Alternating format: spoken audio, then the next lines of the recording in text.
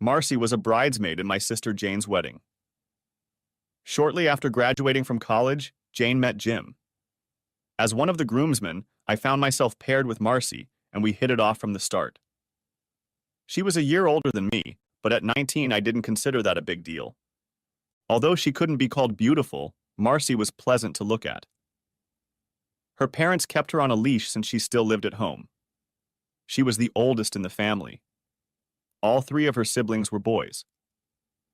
Since she spent a lot of her time helping around the house, she did not date in high school, but only met friends at dances and sporting events.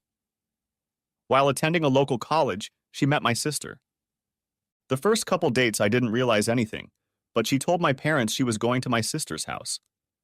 I thought it was weird to meet her there, but when I finally asked her about it, she said she didn't want to be nervous with her parents about dating me. On the third date, I picked her up at her house. She talked to her parents about being old enough to make her own choices. It wasn't until 2 dates later that we had sex. My father was a truck driver. He used to drive all over the United States, but now he only drove on local roads so he could be home more often in the evenings. When I graduated from high school, he got me a job with the same company. I was mostly a longshoreman, but I also learned to drive and pull trucks up to the dock. I studied for my CDL license so that when I reached adulthood, I could take the test and drive the big trucks. Although I was making good money at the docks, I could do better behind the wheel of trucks. Everything was going well until one day I got a call from Marcy. "Barry, I just went to the doctor and she said I'm pregnant. What are we going to do?" She was crying as she spoke. It was like someone had hit me over the head with a hammer. Marcy was going to have a baby. As far as I was concerned, it was mine. I was so confused. I would be turning 20 in a couple months. I was too young to get married and raise kids. I wanted time to enjoy life and entertain a bunch of women. What was I going to do? Later, I got a call from my sister Jane. "Barry, I just got off the phone with Marcy. What's going on?" "She's pregnant." "I know she's pregnant. Are you going to ask her to marry you? You know she's always loved you and you're the only guy she's ever been with." "My God, is she telling you everything?" "Calm down, Barry. I told you we're best friends. Right now, she doesn't have many people she can talk to about her situation. She knows she has to tell her parents soon, so I'm wondering what you're thinking. Mom and Dad aren't going to be the happiest couple either." She was quiet for a few seconds before she spoke again. "Do you love her, Barry?" "I think I do. I just never thought I'd get married and have a baby so soon in my life. I guess I've been planning on playing the field for a while." You know it's not going to be easy for Marcy either. I'm sure she wasn't planning on having a baby so soon either. I just hope you make the right decision, both for yourself and for Marcy. She's a great catch. "I know, sis, but it's definitely going to change my life." I called Marcy back, and she cried when I told her we were getting married. She really was a wonderful person. I just wasn't mature enough at the time. Her parents weren't very happy with me, but at least they were happy that I was taking responsibility for the pregnancy. I don't think I was ever on their side. They treated me well, but there was never any intimacy between us. Marcy always said that in time they would love me as much as she did. We were married the next month in a small church and had the reception in the community hall. It was very nice, although only our families attended. We didn't have time for a honeymoon, but we spent a nice night in a motel. Monday I had to go back to work and Marcy had classes. Working at the motor pool, I made enough to support us, but not much more. Marcy's parents helped by paying for the rest of her education.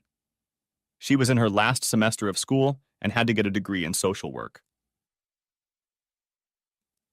For a few months, we lived in an apartment. It was nice enough for us, but we knew it wasn't big enough for a family. We were happy and made love the whole time we were together. I think it was our young hormones. I came home from work one evening and found Marcy sitting at the table drinking a glass of tea. She walked over to the refrigerator and opened a beer for me. I wasn't old enough yet, but I worked hard and promised Marcy I wouldn't drink more than 2 a night.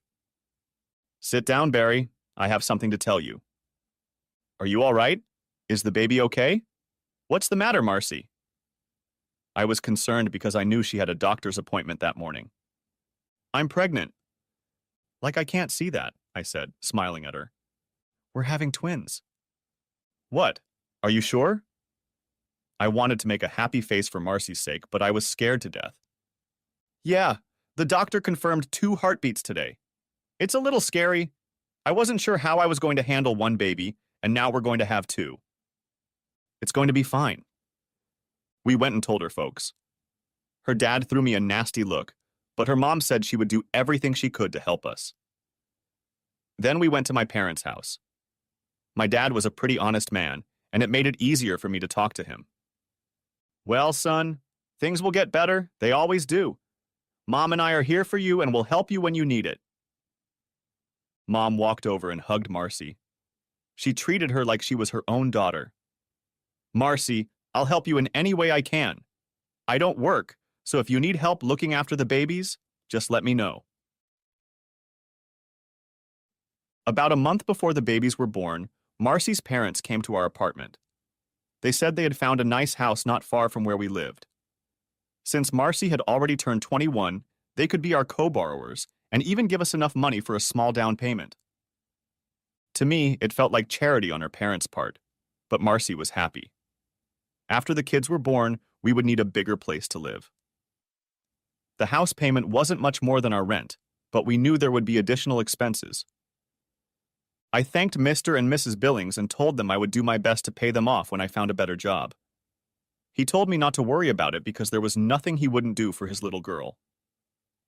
I somehow decided that was a hint at me. We had gotten the house into near-living condition before Marcy had kids. Our parents, my sister, and Marcy's brothers did their part and helped get everything ready. It may not have been much, but Marcy and I were proud of our new home. We had to be careful, but we wanted to christen our home by making love in every room. We had only gotten through 3 rooms when I got a call at work saying Marcy was going to the hospital. Mom picked her up, and I got there as fast as I could. I was really nervous. Our parents and my sister were there waiting. The doctor said it wouldn't be long. 6 hours later, our twin boys showed up. Larry was the first to show up, and 20 minutes later, his brother Jerry showed up. Everyone was saying how cute they were. Honestly, I didn't think babies at birth could be very cute. Sure, it was a miracle, but cute or beautiful they were not. After the nurses cleaned them up, they looked a little better. Both were reddish in color, bald, and had no teeth. Their eyes seemed to be brown, but it was hard to tell. I sat in the big chair and realized I had no idea what was going to happen next in my life.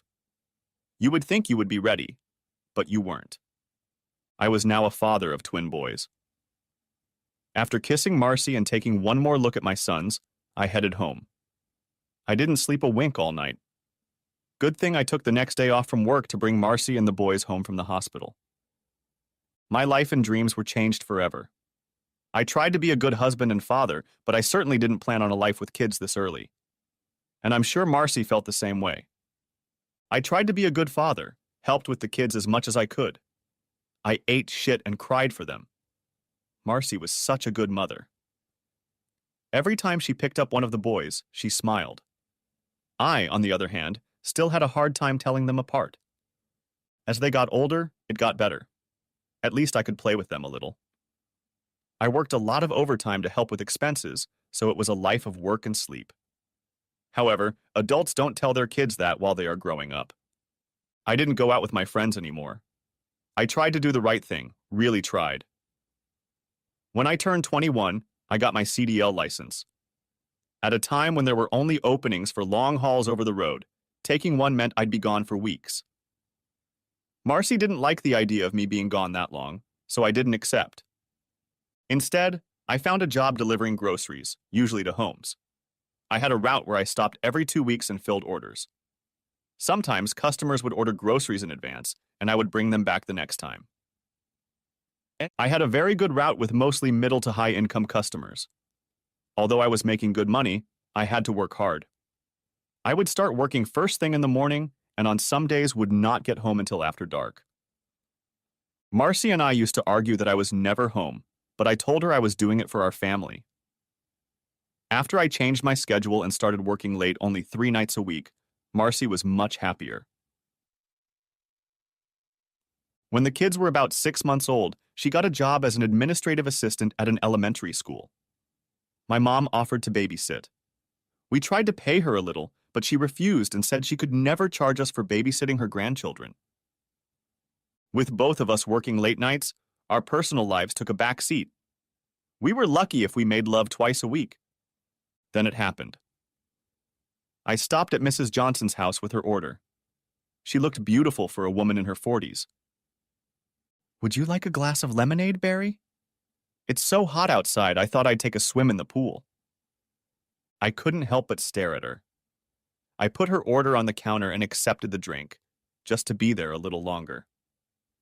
"Let's go to the patio. We can have our lemonade there." Anyway, it just so happened that we got into it. I got dressed and was ready to leave. She gave me a check and an order for next time, but told me to leave some time for entertainment.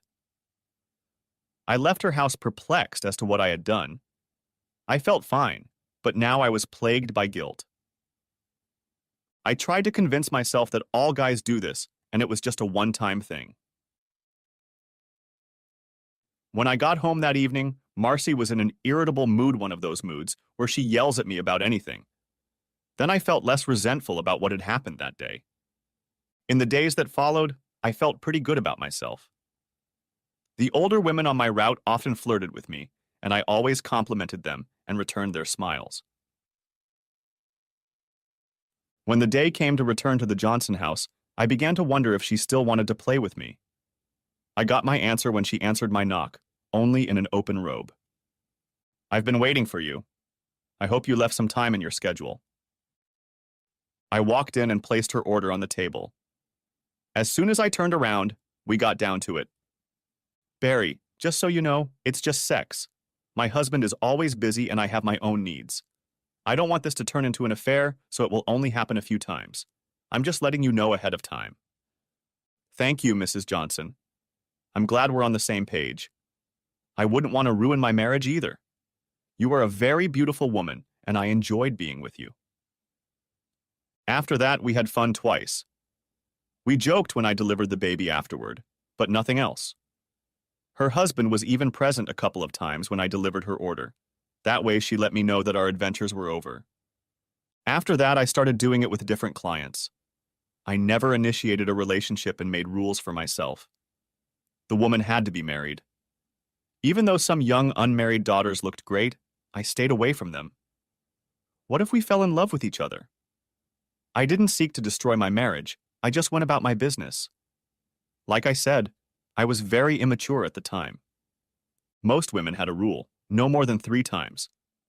I figured I wasn't the only young guy they were having fun with. It was amazing how beautiful these older women were. The ages probably ranged from 30 to 50. It seems strange now, but I really thought this extramarital fun was helping my marriage. I didn't push Marcy as much, and the guilt made me want to help her more. Life was pretty good. My sales were going up, and life was great.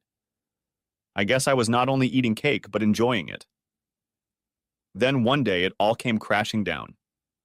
I got home early and took a shower. Marcy yelled at me that I had just gotten a package and had to sign for it. I told her to do it herself. After getting out of the shower, I got dressed and made my way to the living room. Marcy was sitting on the couch looking at the contents of the package. There were half a dozen pictures of me and another client, Mrs. Handley. Even more pictures showed me with several other women. I had no idea what had just happened. Marcy was crying and screaming obscenities at me, and I was trying to figure out what had happened and where the pictures had come from. Marcy kept screaming and I couldn't think. I grabbed the letter that came with the pictures, went back to the bathroom where it wasn't as noisy, and read the letter. It was a letter from a lawyer. He was representing Mr. Robert Handley in a divorce case. The man was also suing the company I worked for because of my actions, entertaining Mrs. Handley as well as other married clients. The law firm said they wouldn't sue me if I agreed to testify as a witness, confirming that it was all true. What could I say? They had proof in the form of photographs, and I didn't want us to lose everything we had. Thus, I found myself up the creek without a paddle. When I came out of the bathroom, Marcy was at it again. She grabbed the letter and read it. "You goddamn dirty bastard! Get the hell out of my house! I never want to see you again!" She continued shouting obscenities all the way to the car. I was confused. I had no idea where to go. Thinking that my parents could shelter me for the night, I drove there. When I got there, they started yelling at me. Marcy called and said my boss wanted to see me first thing in the morning. The lawyer's letter said they would meet me at our company office. All I knew now was that I was in deep shit. I screwed up big time, I know that. But it's too late. I can't take it all back. I need to stop somewhere for a couple days until I figure out what to do next. Mom, I'm sorry. I really am. I don't have anywhere else to go. Barry, if what Marcy said you did is true, it's unthinkable. You have the nicest wife and the sweetest children a man could ever have, and you gave it all up for what? I know, Mom, but I can't undo what's already been done. At tomorrow's meeting with my boss, I'll probably be fired. All I ask is that you stay here for a couple nights until I find a place of my own. Mom loved Marcy and the boys, and this really shook her up. Barry, you can stay in the basement bedroom until you find a place. Just so you know, I'm on Marcy's side. I love you with all my heart. You are my only son. Mom had tears in her eyes as I went downstairs. The next day, I went in to see Mr. Thompson, the regional manager. The two attorneys who represented Mr. Henderson in the lawsuit against the company were also there. They laid out all of their findings. It turned out that Mr. Henderson had hired a private investigator to spy on his wife. Once he caught us together, he followed me around for weeks. If I'd only had sex with her, the case wouldn't have been as strong. Since he had pictures of me with 3 different women, he concluded that I was the one who was approaching them. That wasn't true because women always made the first moves, but I had no way to prove it. There was no way they could support my story either. Mr. Thompson looked at me with a look that could kill. Is this true?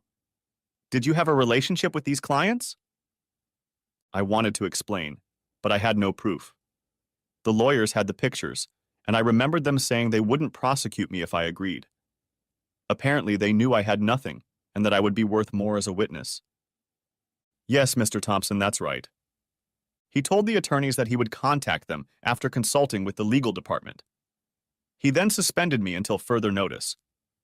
To make a long story short, Mr. Henderson received a large settlement from the company. I lost my job, but if I had agreed to give them the names of other clients I had relationships with, they wouldn't have sued me either. They knew I had nothing and were interested in keeping things private. They wanted to know the names of the other women in case it came up again. In our state, when you get laid off, you can get unemployment benefits for half a term. I was supposed to get a maximum of 13 weeks, even though it was half of what I was making at work. I had to give most of that money to Marcy for child support and alimony, and I barely had enough to live on. A few days later, I moved out of my parents' house. I found a studio apartment rented by an elderly couple. Their son had moved out, and they had an extra room. It wasn't very big, but I didn't need anything more than a place to sleep. They offered me a rent reduction if I would help around the house. I mowed the lawn and painted a few rooms. They were kind to me, but treated me like a child. They demanded that I follow all sorts of rules. No noise, no coming over with friends after dark, always locking the front door and ringing the bell if I wasn't home. I have to admit that the woman could cook, so at least I was saving money on food. My sister Jane kept telling me about what I did to Marcy. She said I was a stupid asshole and she didn't want to talk to me anymore. I tried to tell her I was sorry, but she wouldn't listen. In the weeks that followed, I continued to look for work. When I tried to apply for any position as a salesman or driver, I had to list my previous job and the reason I was fired. No one was going to hire a guy like me. Mom still babysat for Marcy, and I stopped by a couple times a week to see the boys. I guess they were the only ones who cared about me. I really messed up my life a lot. When Marcy filed for divorce, there was no reason to fight. She got the house and furniture. I got child support and myself based on my paycheck when I was working.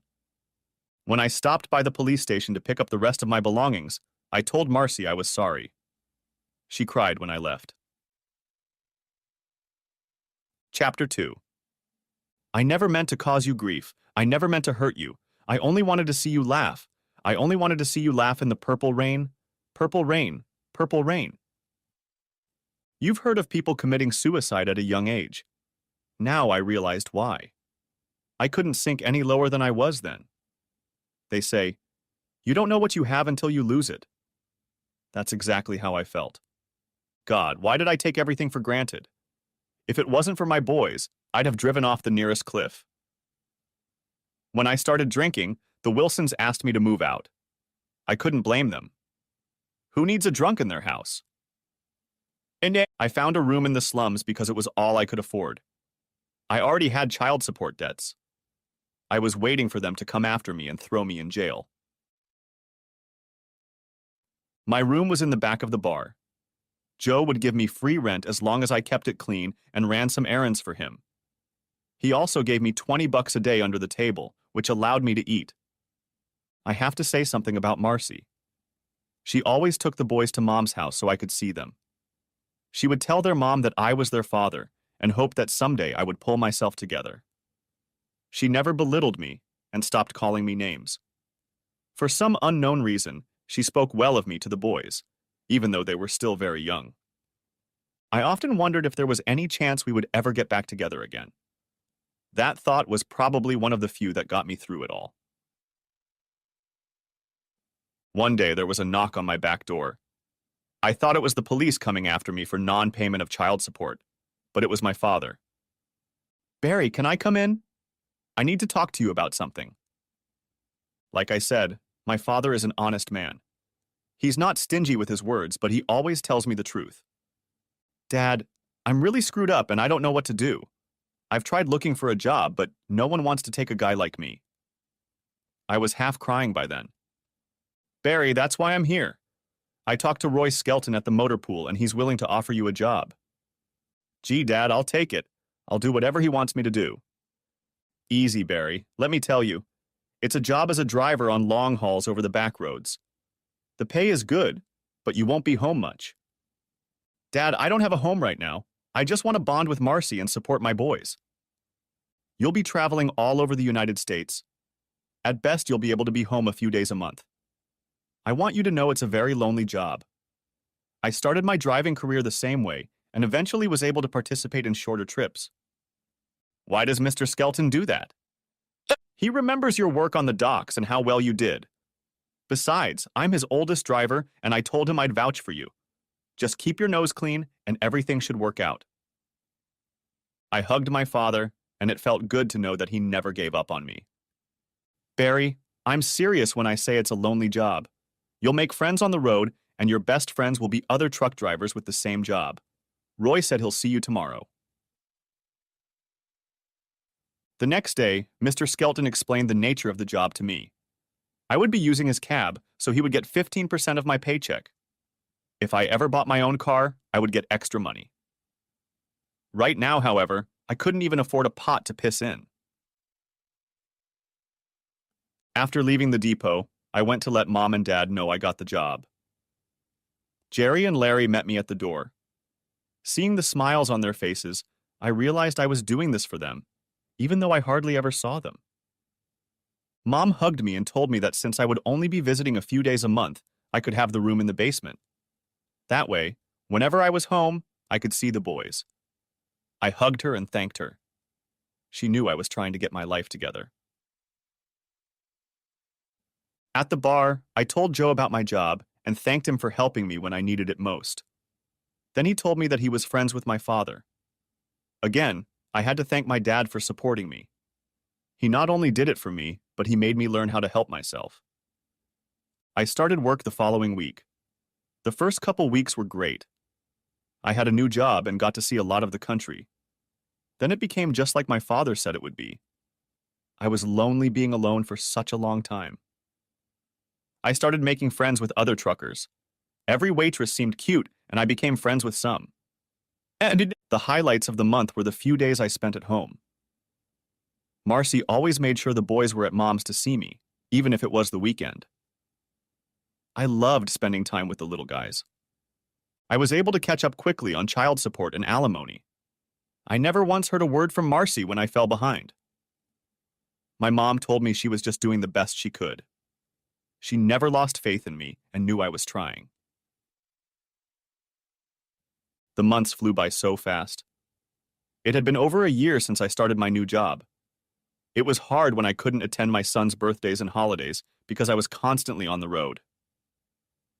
I only saw Marcy a couple times when she came to pick up the boys. She was so beautiful, and I missed her so much. We never said much to each other, but every time I saw her, I realized what a fool I had been. Before I knew it, another year had passed. One day when I was home, my mom told me that Marcy wanted to see me. I was almost excited, but Mom wasn't smiling. I went to Marcy's house. When I knocked on the door, a tall elderly man answered me. "Is Marcy here?" I asked. "You must be Barry. Please come in. I'm Tom Brady." I was confused. Marcy came up to me, and Tom told her he would be in the other room if she needed him. "Who is he?" I asked. "And what's he doing here?" "I'm marrying Tom. He's old enough to be your father. Why are you doing this?" "I know Tom is older than me, 16 years older to be exact, but you have to realize that the boys and I need more stability in our lives. Tom is a wonderful man, and he loves boys. He's not taking my sons away from me. Barry, he has no intention of replacing you. You are and always will be their father. They need a constant male role model. They are starting school and their lives are going to change a lot." "What about you? Do you love him?" "He's helped me a lot over the last 2 years. Yes, I guess in a way I love him. He's kind and considerate and honest, and I enjoy his company. So why am I here? I wanted to tell you myself. I didn't want you to hear it from someone else. I want you to know that he won't replace you as the boys' father. He understands that. When you're home and you want to see the boys, I'll take care of it, and you won't have to pay child support anymore." Tears stood in my eyes as I turned to leave. My heart dropped into my stomach. Marcy saw it too, and there were tears in her eyes too. "Marcy, I've ruined everything. I've lost the only woman I've ever loved. I wish you and Tom all the best." I turned around and walked out of her house. I went back to my mom's house to see my sons. And I learned from my sister that Tom was working as a high school teacher. His daughter was 19 and was going to college. His son was 21 and on his own. Tom's wife had died of cancer 4 years earlier. Although he took it very hard, he did his best to raise his children on his own. Jane also mentioned that 3 years ago he had won Teacher of the Year. The whole community liked him. Jane explained to me that after our divorce, Marcy was a wreck. She loved me, but never fully forgave me. Tom and Marcy became friends and then started dating. Tom's children were happy for their father because he was so sad after losing his wife. When he met Marcy, he seemed happy again.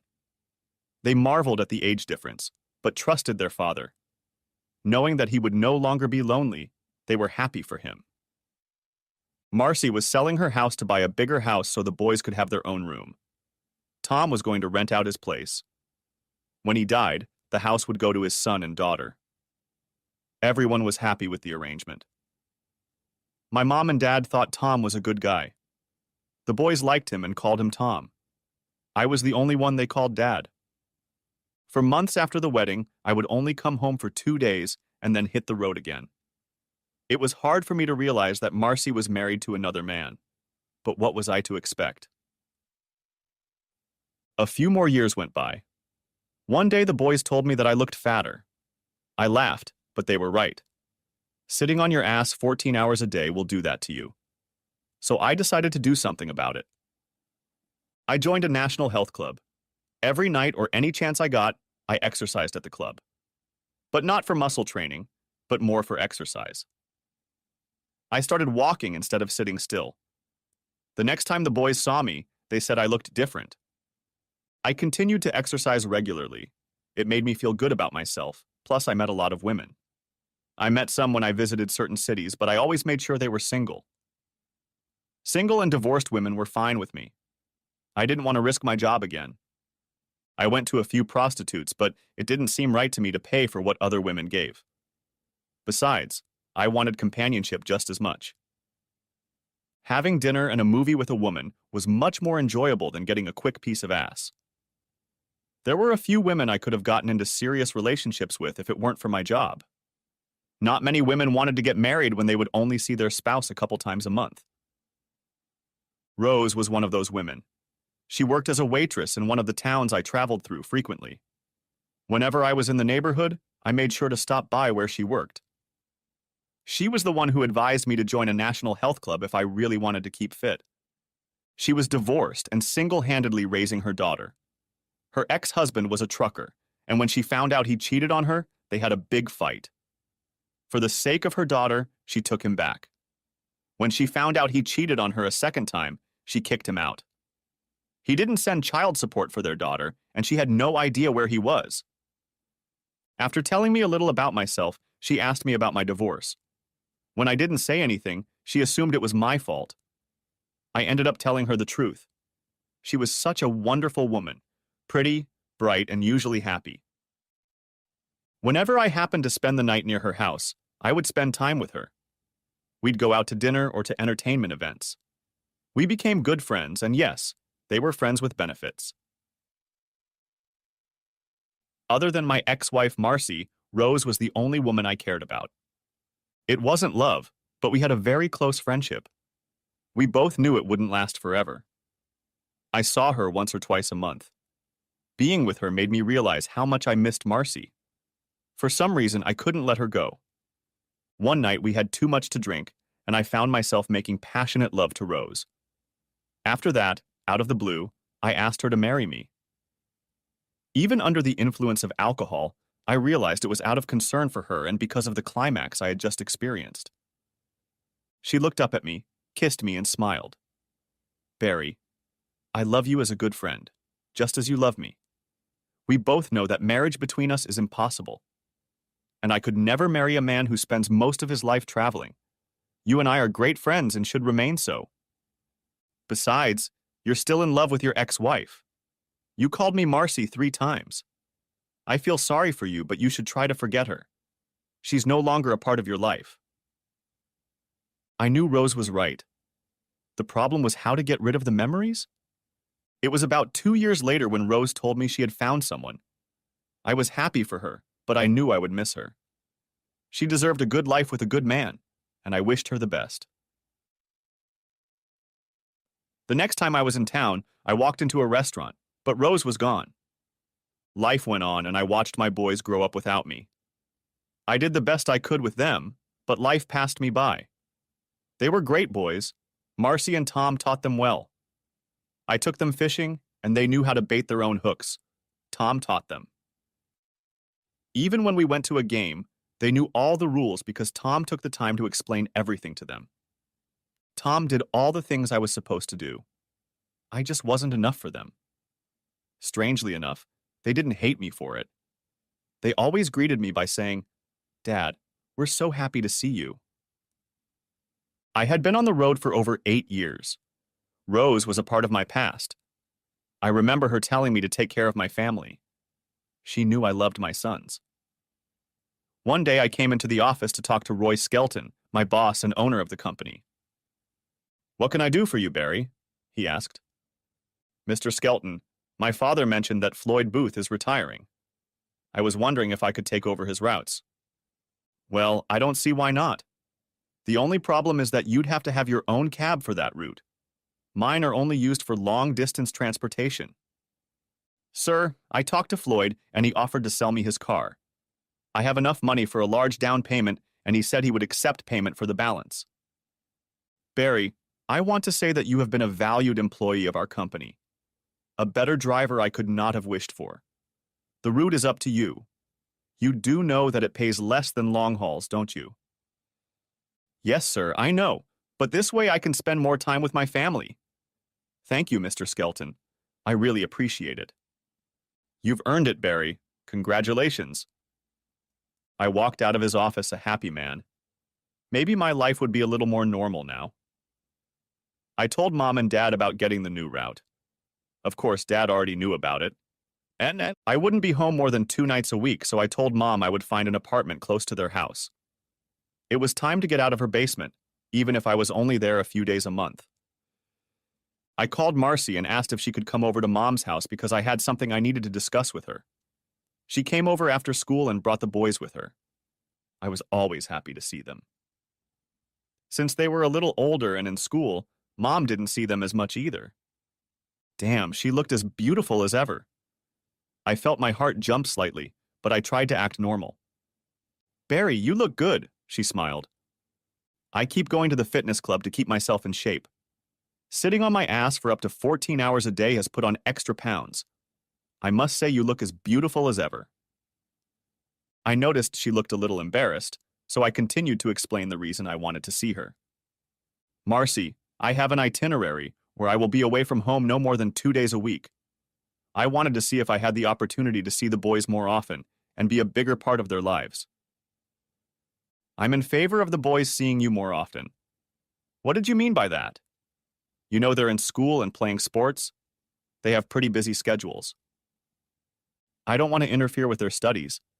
Maybe you wouldn't mind attending their games and other activities?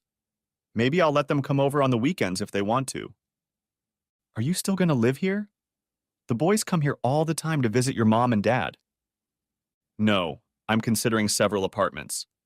It's time to get our own place. I'll let you know when I find one. I don't want to interfere with your life with Tom, but I do want to see the boys more often." "I don't see a problem here, Barry. They are your sons, and you have every right to see them. I'll be giving you copies of all their school records. Your mom already got one. I'm sure it will all work out. I'm so glad you want to be more involved in the boys' lives." "They love you very much," Marcy said, bestowing a smile on me. I found a nice 2-bedroom apartment about a mile from Mom's house. It even had a pool, which I knew the boys would love to use when they came to visit. Since my sister Jane had spoken to me again, I asked her if she would help me pick out furniture. "Are you seeing anyone in particular, Barry?" she asked one afternoon. "Why, do you have any available friends?" "Don't even think about it." She laughed, knowing she had introduced me to Marcy. I don't know if she could tell I still had feelings for Marcy. I felt a little out of place when I went to the boys' first baseball game.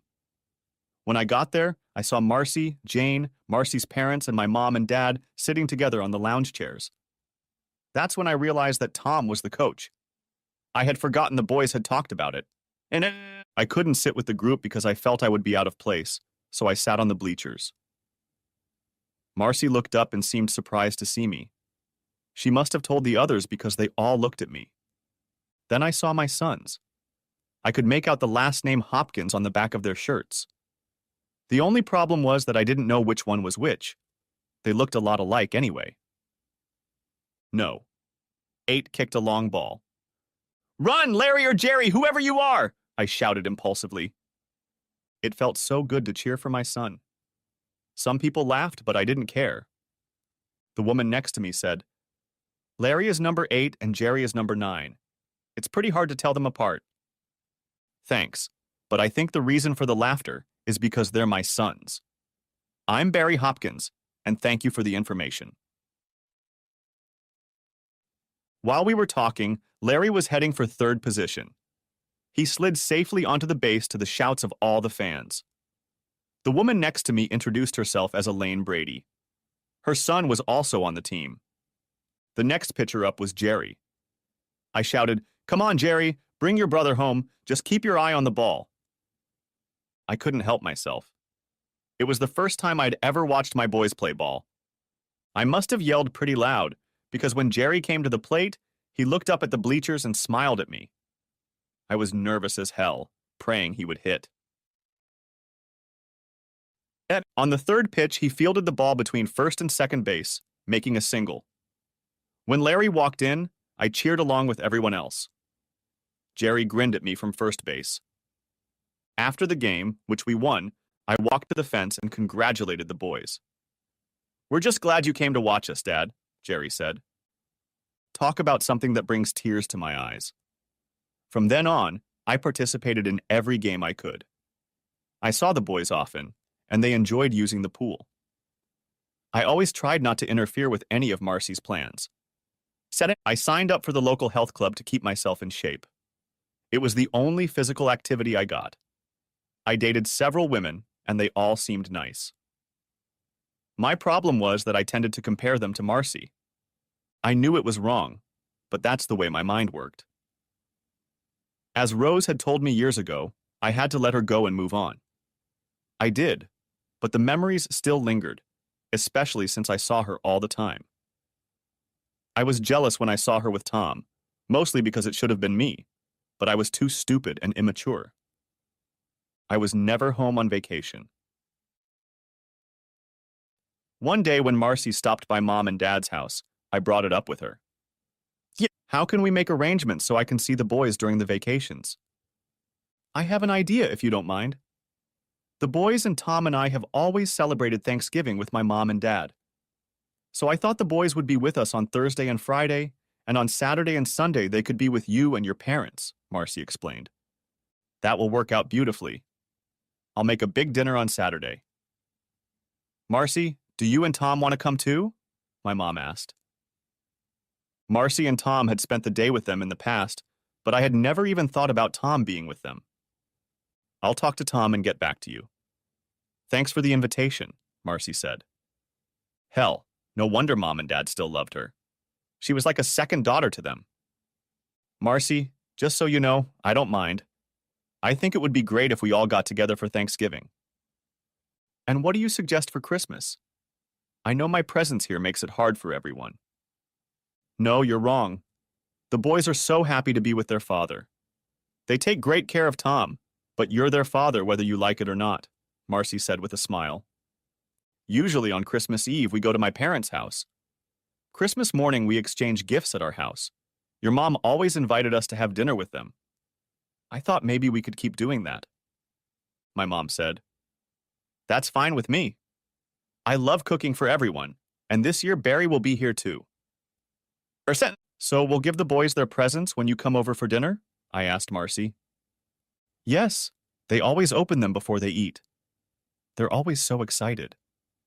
Do you have any problems with these offerings? As for New Year's Eve, your mom always watches them when Tom and I go out. You can pick them up that night unless you have other plans.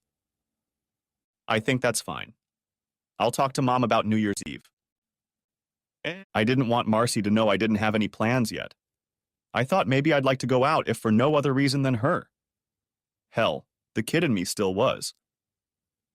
I talked to my sister Jane and asked her to go Christmas shopping with me to get something for Mom, Dad, and the boys. Jane, would it be wrong to buy Marcy something nice? It wouldn't, Barry. She's married, and I don't think Tom would approve. Besides, it would make Marcy worry. What you can and should do is get her something nice from the boys. Maybe let them pick it out themselves. I'll tell you that Marcy will get you something from the boys, like she does every year. I got a list from Marcy of things the boys wanted. Jane and I picked them out, as well as a couple things for Mom and Dad. I also bought a gift for Jane's children. Her 2 daughters were 2 years younger than my boys. We did not exchange gifts with the adults. They decided it was too expensive. Later, I took the boys to the store to look for something for their mom. I realized why Marcy was picking out gifts for all the boys. They were crazy. They were looking at toys and expensive electronics that Marcy could probably care less about. Eventually, I convinced them to buy something useful that their mom could wear. We walked into Victoria's Secret, and the boys couldn't believe the clothes there. I had to tell them to calm down. I realized they were my boys and told them we needed to talk. Dad, we already talked to Tom. He told us about how we need to treat girls with respect. Someday when we are older, we will know when we meet the right girl, Jerry said. This is where I missed again. Tom was around them, and I wasn't. It gave me a kind of sad feeling. Well, boys, be sure to heed Tom's warnings. Someday you'll meet the right girl, and then you can come here and find something for her. I pictured Marcy in almost everything in the store, but I knew it wouldn't go to waste. I had a little plan and just bought a couple of Victoria's Secret boxes. What are those boxes for, Dad? Larry asked. Oh, you'll see now. We're going to have a little fun wrapping your mom's presents in them.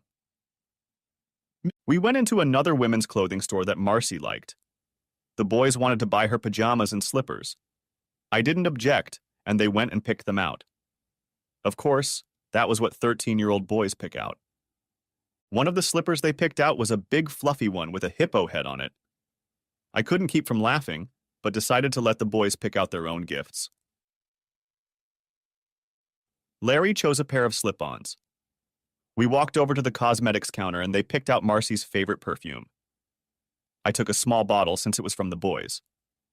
Thanksgiving went well, but I felt a little out of sorts. It was hard to see Marcy with Tom, but I think it was a little hard on her too. Christmas morning came and I was excited. For the first time in 9 years I was home and I was going to spend the day with my family. Mom, Dad, and I got up early and had a hearty breakfast. We knew it would be quite a while before Marcy and the others arrived. We opened some presents for each other that were under the Christmas tree. We also opened gifts from Jane and Marcy's family. The only gifts left under the tree were the boys' gifts and the ones they bought Marcy. Everyone arrived and I shook Tom's hand. I couldn't believe Marcy had hugged me. "Merry Christmas, Barry," she said. I knew I shouldn't understand any of this, but there was a sense of forgiveness in those words. Maybe I just wanted to believe it. The boys were ready to open their presents. Marcy said they had been on edge all morning. Jane's family showed up and the kids hugged me and thanked me for the gifts. I bought each girl another gift so they would have something to open with the boys. All the kids quickly opened their presents, thanking me for everything. I opened mine, and it turned out that the boys had bought me 2 pairs of jeans for work and a couple shirts. "Thanks, boys. I'll always need them." "Mom picked out the jeans and we picked out the shirts," Jerry said. It wasn't surprising since one t-shirt had Transformers on it and the other had Spider-Man on it. They brought a smile to my face. The boys handed Marcy their gifts. When she saw the Victoria's Secret box, a concerned expression appeared on her face. Jane looked up as well. Tom was completely stone-faced. "Open it, Mom," Larry said. When she opened it and saw the pajamas the boys had bought her, she looked at me. But I tried to look as innocent as possible. She opened another box, also from Victoria's Secret, and looked at me again. Opening it a little faster, she laughed when she saw the hippo slippers. The second pair matched her pajamas, she told the boys. She then opened her perfume, thanking the boys for the wonderful gifts. I guessed from her look that she knew the perfume was from me. At dinner, everyone asked the boys why they had come to Victoria's Secret. They told me that they were looking for pajamas for Marcy, but couldn't find anything, so they just bought pretty boxes to wrap her gifts in. That made everyone laugh.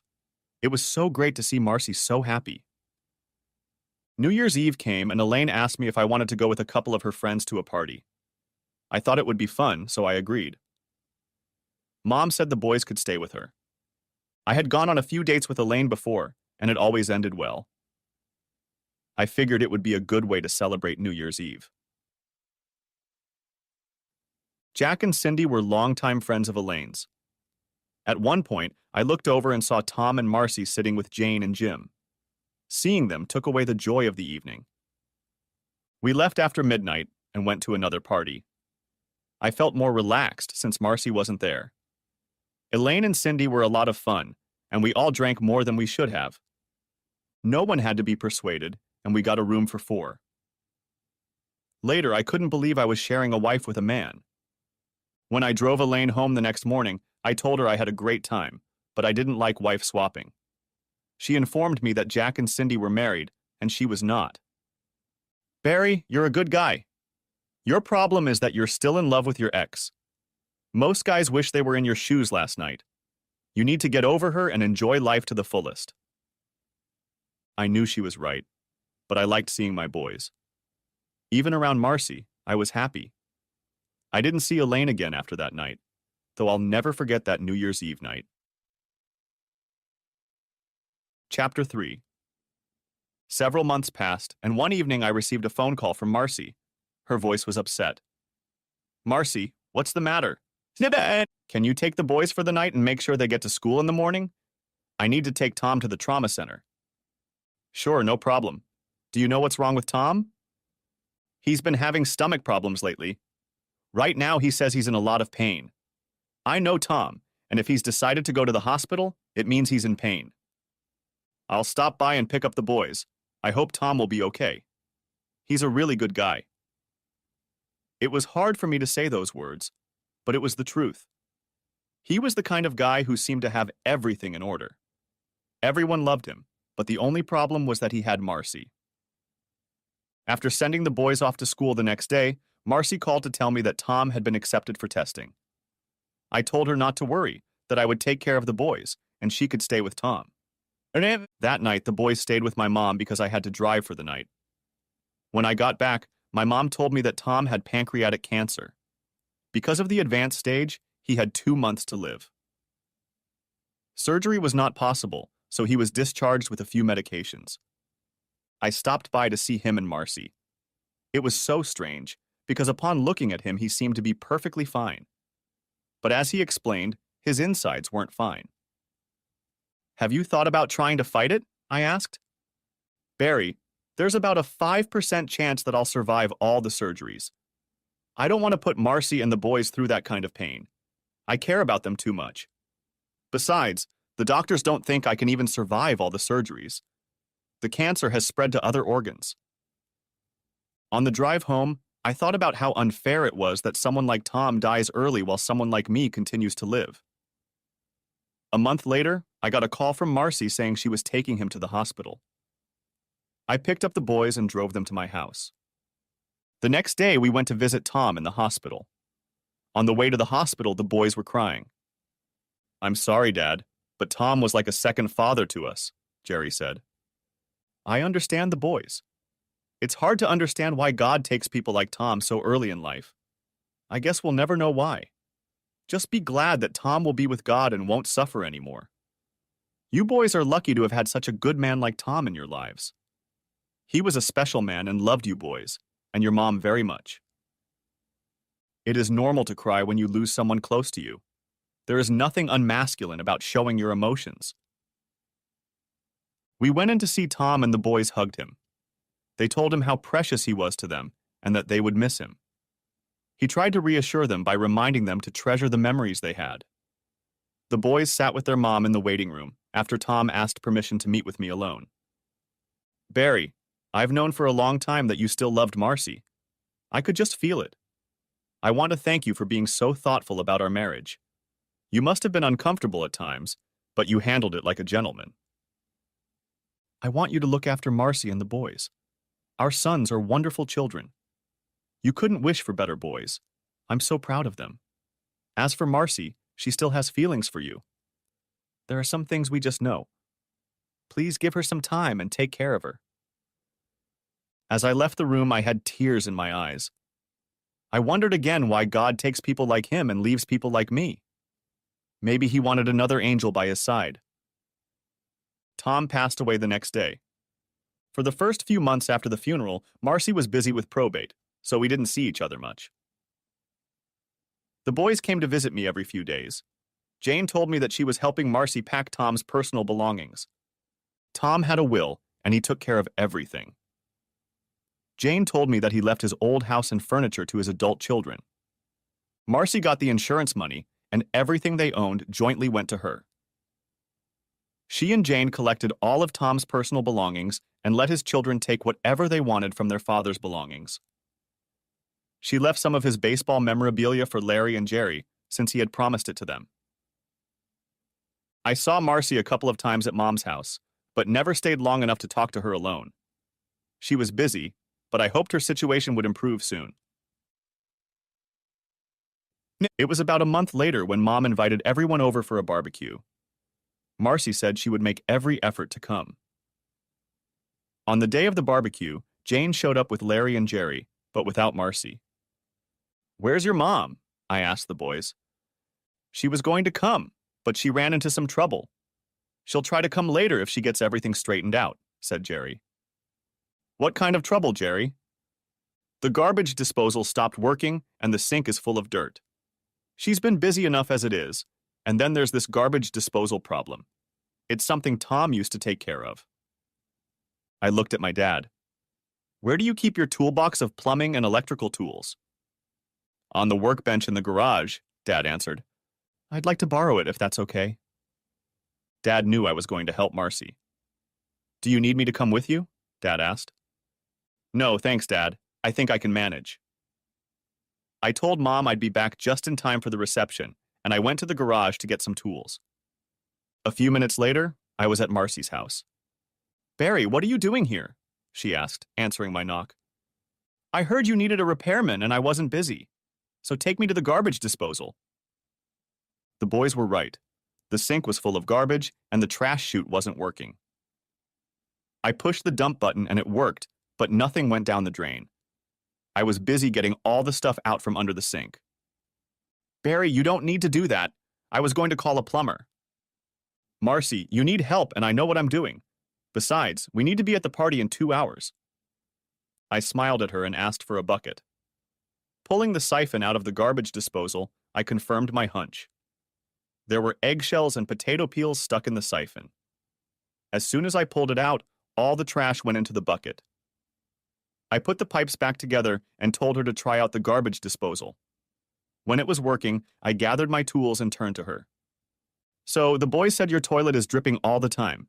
Is that true? Yes, but you don't need to. Marcy, I'm here to help.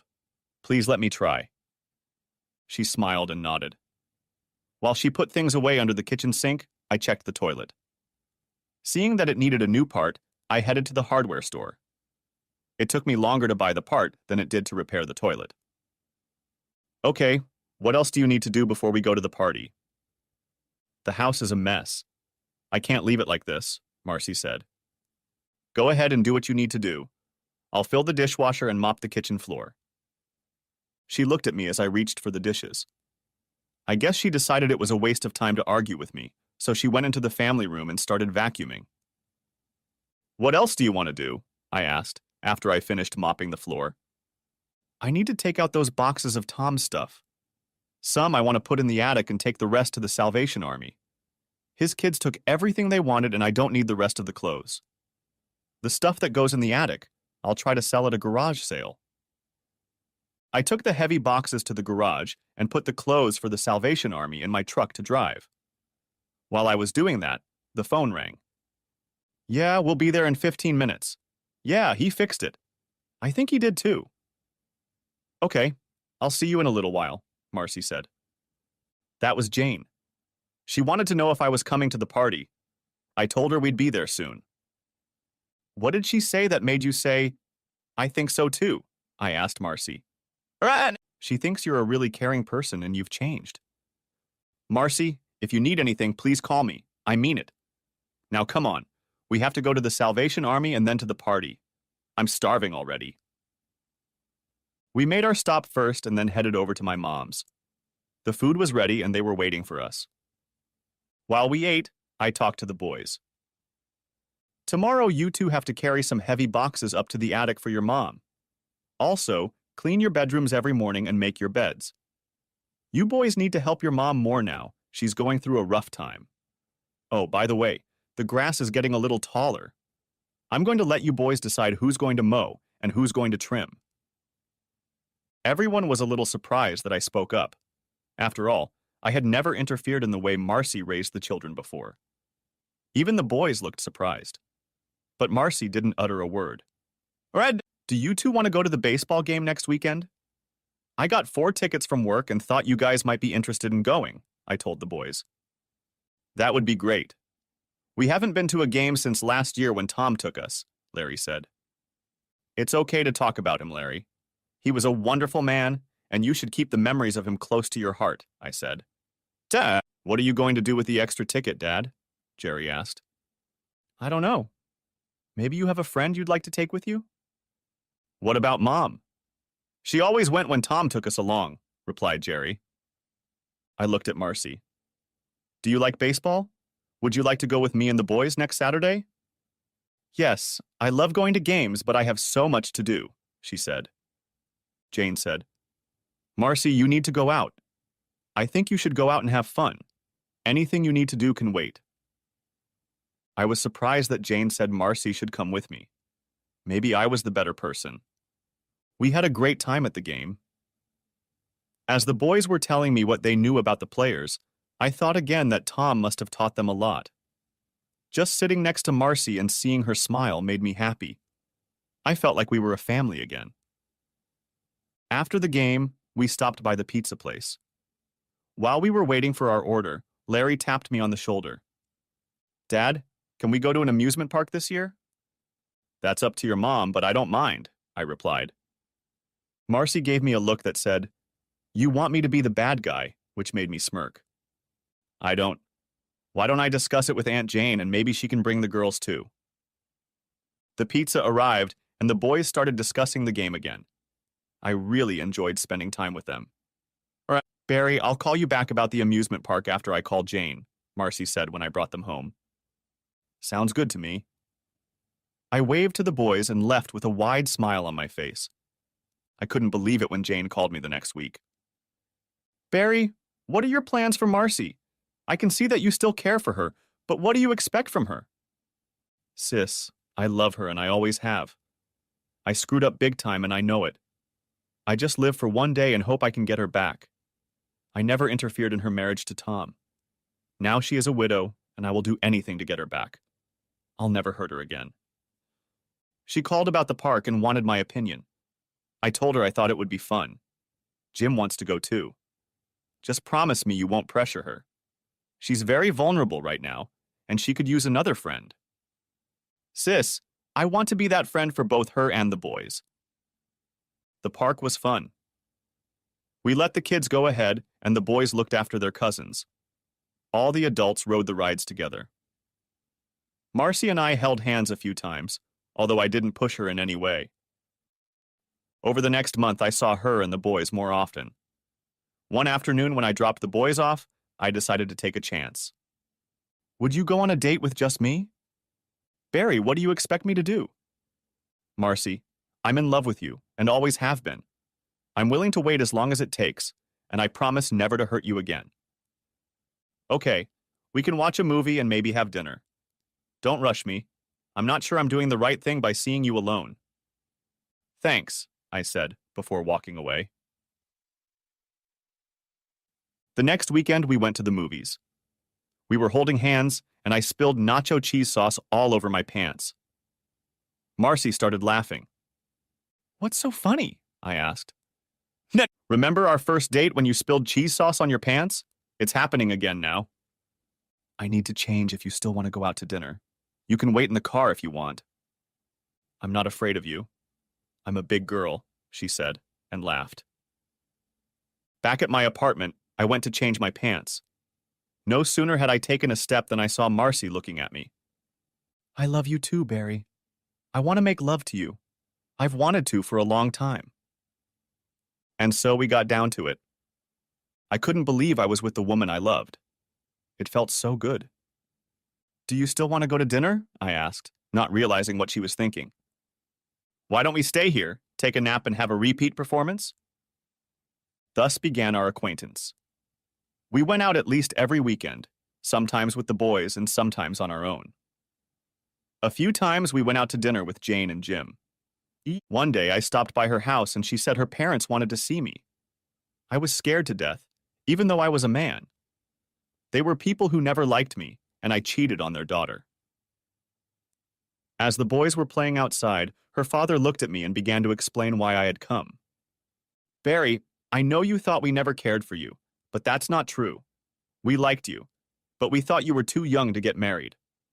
Marcy's pregnancy was as much her fault as it was yours. Now that you're dating again, she wanted us to know. Barry, we're good friends with your parents, and we know you've really tried to get your life together. You don't need our approval to date Marcy, but you have it. Just think twice about the decisions you make. And most importantly, we don't want Marcy to get hurt again. Mr. and Mrs. Billings, I've grown up and realized my mistakes. I have no intention of repeating them.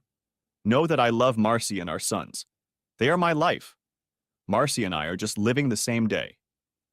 We understand that and appreciate your honesty. After our conversation, I stayed for dinner. I felt like Marcy and I were meeting for the first time, only older. And now I had her parents' permission. Since it was open, we were together more often. But I never stayed overnight at her house. We wanted the boys to know that we were working on our relationship, but not to the point yet. She told me one night that people at work were happy to see her back to normal after Tom's death. Only a few people knew she was dating her ex-husband. But some felt she shouldn't be dating someone so soon. Barry, I have to tell you about Tom and me. Please don't interrupt. I have to tell you about it if we are to continue. When you cheated on me, I hated you. I can't tell you how much I wished you would just die. After the divorce, my feelings changed. You see, I hated what you did to our family, but deep down I still loved you. It was tearing me apart. That's when I met Tom. He was handsome, strong, older, and wiser. He told me to stop carrying around all this hate. It doesn't do me any good, and life is too short to hate people. None of what she had said so far was news to me. I had really hurt her when I cheated on her. More than that, I hurt what we had as a family. We became friends.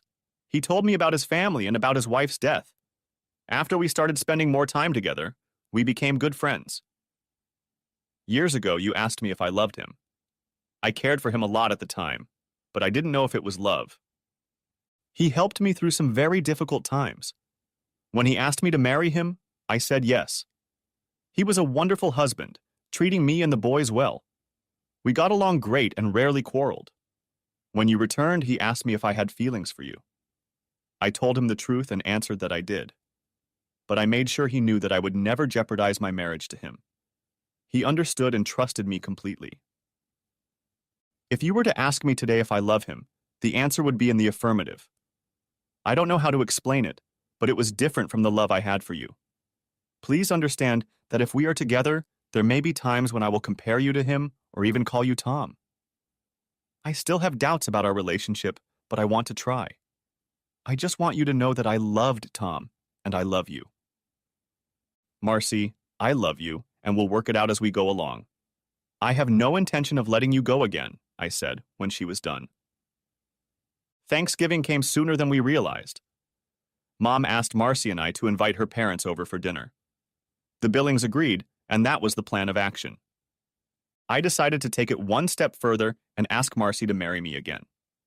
I decided we were ready, and I wanted the whole family to know how I felt. Jane's boys and girls sat at a separate table, and I settled down next to Marcy. When it was time to eat, Dad asked me if I would say a prayer. Everyone was surprised, including Marcy, but Daddy and I had agreed on it beforehand. I stood up and began to say the prayer as soon as everyone bowed their heads. Our Heavenly Father, we thank you for this wonderful day of thanksgiving and forgiveness. Lord, we thank you for the family and friends who have gathered here to share this wonderful meal together. Lord, I especially want to thank you for Marcy and my sons who mean the world to me. I hope this is the first of many Thanksgivings we will spend together. And I also want to ask Marcy to be my wife again, to have and keep her until death do us part. Amen. I turned to Marcy and got down on one knee. Then I opened her ring, a gift from years ago. Marcy, will you marry me? Barry, why are you asking me now? My God, that's my engagement ring that I threw to you. Today, all these years I'd been saving them for just such an occasion.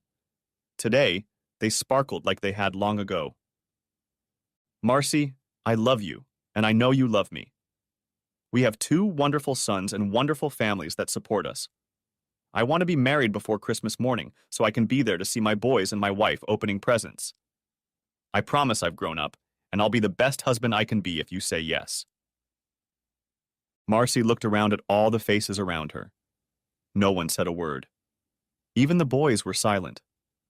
I was still on one knee. When she didn't say anything else, I hoped I hadn't been too hasty. She folded her hands and recited a prayer. When she finished, there were tears in her eyes. Yes, Barry, I will marry you. Everyone at the table spoke at once. I leaned over to kiss her before slipping the wedding ring on her finger. When are you getting married? Will we be able to come? Larry asked. Probably in a couple weeks. We'll have some time to make plans. And yes, you both can be there, replied Marcy. Are we only having one Christmas this year? Asked Jerry. Marcy told him that wouldn't change much. We would still go to Grandma Billings on Christmas Eve, open presents at home on Christmas morning, and go to Grandma Hopkins for dinner in the evening. Daddy, will you take us shopping at that store again so we can get Mom something nice? She was very surprised last year and all she got was a nice box.